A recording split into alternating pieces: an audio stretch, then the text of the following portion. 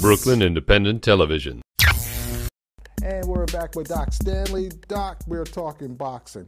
Miguel Cotto is fighting Yuri Foreman, who also hails out of Brooklyn. That fight is taking place at Yankee Stadium, I believe, June the 6th. Yankee Stadium, first outdoor fight since September 1976, which was the last outdoor fight in the history of boxing in New York City and in the United States. Ali, unanimous decision over Kenny Norton. Norton cried, thought he had won that fight. And this is a really good fight. Yuri Foreman is the first Jewish champion in 70 years. Who was the last one? You know what? I would have to think that it was probably Benny Leonard. Benny Leonard.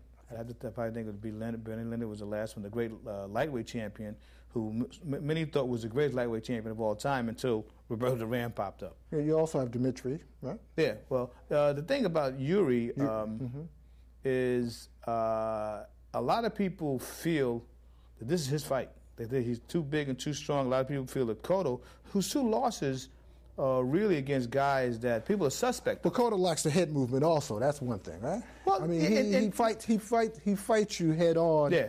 And where if Foreman fights him on an angle, perhaps he can win this fight. Well, I think Foreman's the favorite anyway. I think Foreman is possibly too big and too strong. You know. And this will be the day before the Puerto Rican Day Parade. No. That weekend? I think that this fight is going to be before. Okay. The fight that they're pushing for the Puerto Rican Day Parade is Ivan Calderon at a press conference they're having. So this is something going to be before that. But ironically enough, Cotto has been the Puerto Rican Day Parade poster boy for the last 3-4 years here in the city, right? But this is a good fight. I mean, Cotto has losses against two guys that people are suspect of, Margarito and also Pacquiao. He has been a great champion. He has become more of a slugger in his last. If he loses this fight, where will this take him? Well, you know, ironically enough that you say that, Mike, and it just shows your intellect because the word was that the reason why the Cotto-Pacquiao fight came about because Cotto's contract was about to end with Top Rank. And my thinking here was they could put Cotto in a catch-22 position. If he won the fight, well, of course he would go and fight Mayweather. If he lost the fight, well, you're kind of beholden to us. There's some talk about that he may want to leave the game. You know, he's kind of never been the same since his uncles left his corner. I think he's still a viable commodity in the game. A good showing. I mean, he could pull this thing off. But I think he's too young right now to leave the game. Is he somewhat in position that Felix Trinidad was in when Felix left?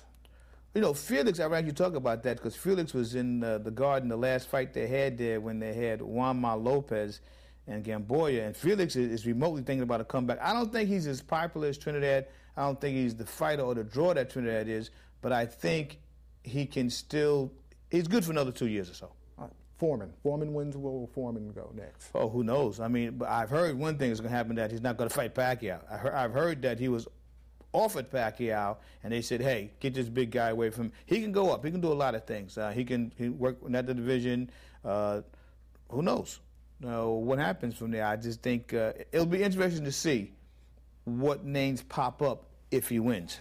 Zab Judah, a fighter that talent is immense, but somehow he hasn't been able to between bad luck and different things. I mean, because Cotto, he was beating Cotto. Right. I mean, all these guys that we see as lead fight, he was beating Cotto. Hey, he was right there with Mayweather. True. He was right there with Mayweather. And these two are the top names in the game. A lot of people thought that he got a bad deal on that Joshua Crowley fight. When they stopped that fight, they said he may fight Vitaly Dominienko.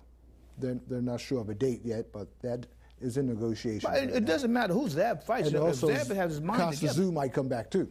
Well, maybe Zab.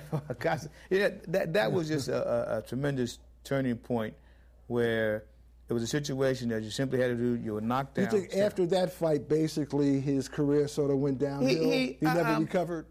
It seems that way. Yeah. It seems that he wasn't cerebral enough. You're knocked down, stay down. There was no need to jump right back up like nobody saw it. Correct.